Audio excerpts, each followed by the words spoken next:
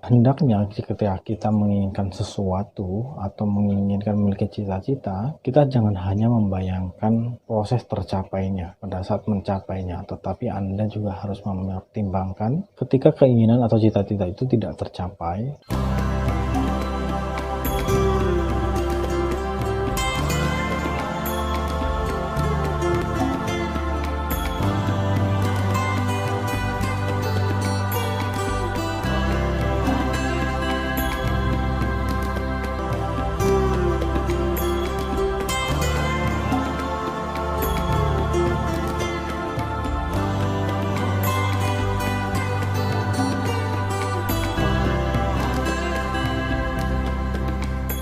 Bapak Ibu serta teman-teman sedharma, Namo Sang Hyang Adi Budaya, Namo Buddhaya.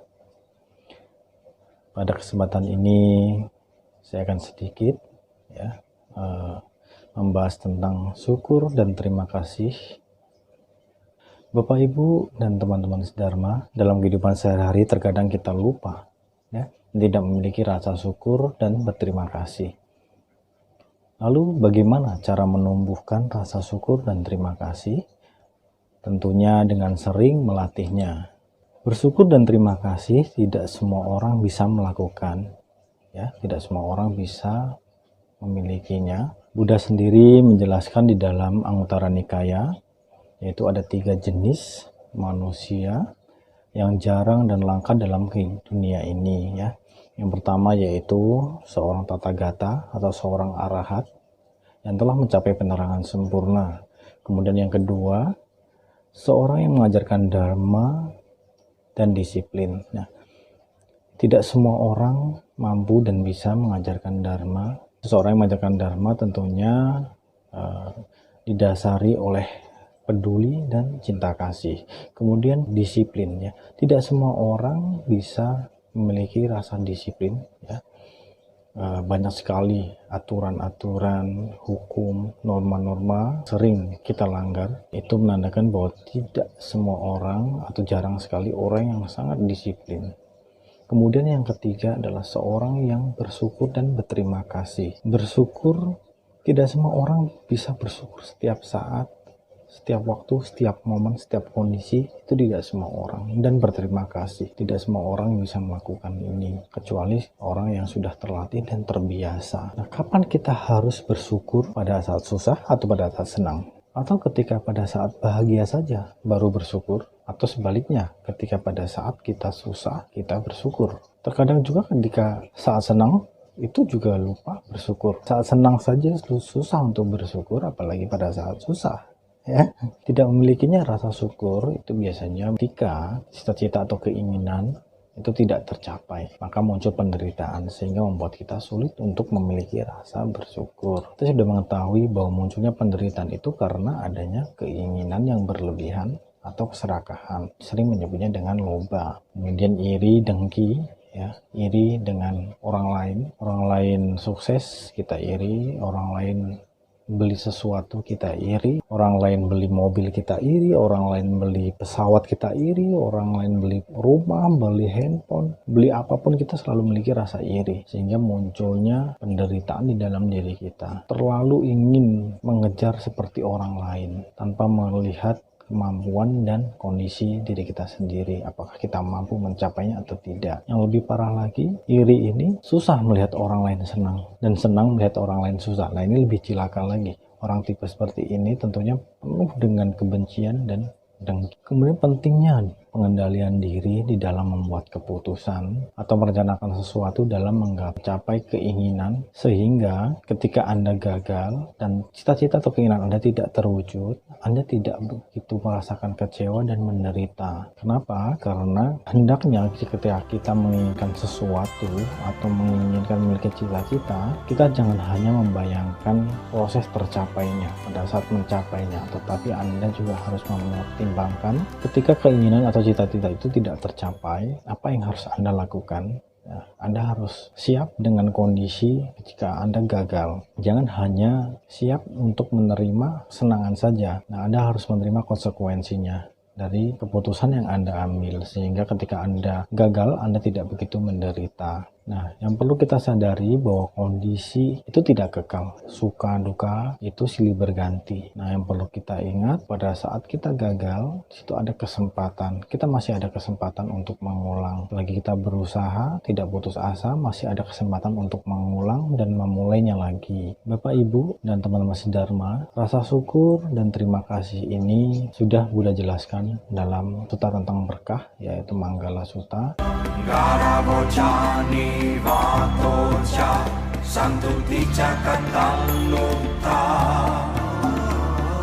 kalena dhamma savanam etam manggalam uttamam.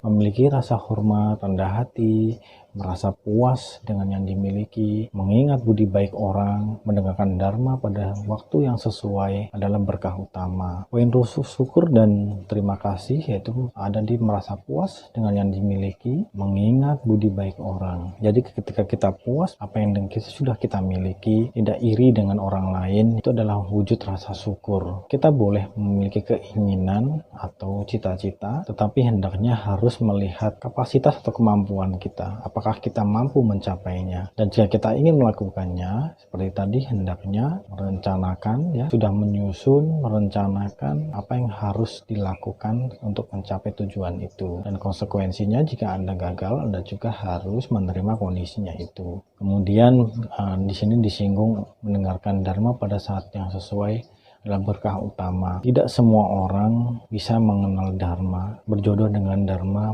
menerima ajaran Sang Buddha. Ini adalah suatu keberuntungan, Anda harus bersyukur untuk itu. Kemudian di dalam Dhammapada ayat 182, ya, di situ Buddha juga menjelaskan, ya, sungguh sulit untuk terlahir sebagai manusia, sungguh sulit untuk bertahan hidup, sungguh sulit untuk dapat mendengarkan dharma, sungguh jarang terjadi kemunculan seorang Buddha. Menjadi seorang manusia, terlahir sebagai manusia, ini bukan yang gampang. Dengan salah satunya untuk terlahir sebagai manusia yaitu menjalankan sila, ya, dengan baik. Itu salah satunya. Itu dasarnya untuk terlahir sebagai manusia. Dan pada prakteknya dalam kehidupan, 5 sila ini belum tentu kita bisa melaksanakan setiap waktu, setiap hari dengan baik. Pasti ada bolongnya, pasti ada kesalahan yang kita lakukan. Kemudian sulit untuk bertahan hidup. Bertahan hidup itu penuh dengan perjuangan dan tantangan, penuh dengan cobaan, apalagi sebagai seorang berumah tangga. Dalam kondisi seperti ini, kondisi pandemi seperti ini, sungguh sulit untuk mendapatkan pendapatan. Banyak sekali orang-orang harus kehilangan pekerjaan, sehingga sulit untuk bertahan hidup. Nah, kita bersyukur masih bertahan hidup, masih mendapatkan penghasilan, ya, ada pekerjaan. Itu suatu keberuntungan yang harus kita syukuri. Di samping itu, terlahir sebagai manusia adalah suatu berkah, termasuk bersyukur sekali, beruntung sekali kita terlahir sebagai manusia. Karena di alam manusia ini masih ada kebahagiaan. Nah, di 4 alam di bawah kita, di dalam 31 alam kehidupan, alam manusia adalah urutan kelima dari bawah. Di bawah alam manusia yaitu ada alam asura. Di bawahnya lagi ada alam peta. Kemudian alam tiracana dan niraya. 4 alam di bawah kita ini tidak ada kebahagiaan sama sekali, adanya hanya penderitaan. Nah, kita beruntung bisa terlahir sebagai di alam manusia ini, masih bisa merasakan kebahagiaan, walaupun silih berganti dengan penderitaan atau duka itu sendiri. Kemudian di dalam Dhammapada di syair 204, di situ menjelaskan tentang syukur. Kesehatan adalah keuntungan yang paling besar, kepuasan adalah kekayaan yang paling berharga, kepercayaan adalah saudara paling baik. Di situ kesehatan adalah keuntungan yang paling besar, yang pertama. Kita tahu jasmani kita ini adalah tempatnya atau sarang penyakit. Penyakit bisa datang dari mana saja. Buddha sendiri menjelaskan bahwa manusia pasti akan mengalami 4 peristiwa, yaitu lahir, tua, sakit, dan mati. Tetapi kadang kita jangan menganggap kita pasti sakit, mengalami sakit, tetapi tidak menjaganya. Yang paling penting kita harus menjaga kesehatan. Kalau badan kita tidak sehat, ya, jasmani kita tidak sehat, itu akan sulit untuk melakukan aktivitas, melakukan hal-hal yang baik juga akan terganggu. Kemudian yang kedua adalah kepuasan adalah kekayaan yang paling berharga. Nah, tadi sudah dijelaskan di sebelumnya bahwa kepuasan itu adalah kekayaan yang paling berharga, yaitu kita harus bersyukur dan puas dengan apa yang kita miliki. Dan yang ketiga adalah kepercayaan adalah saudara yang paling baik.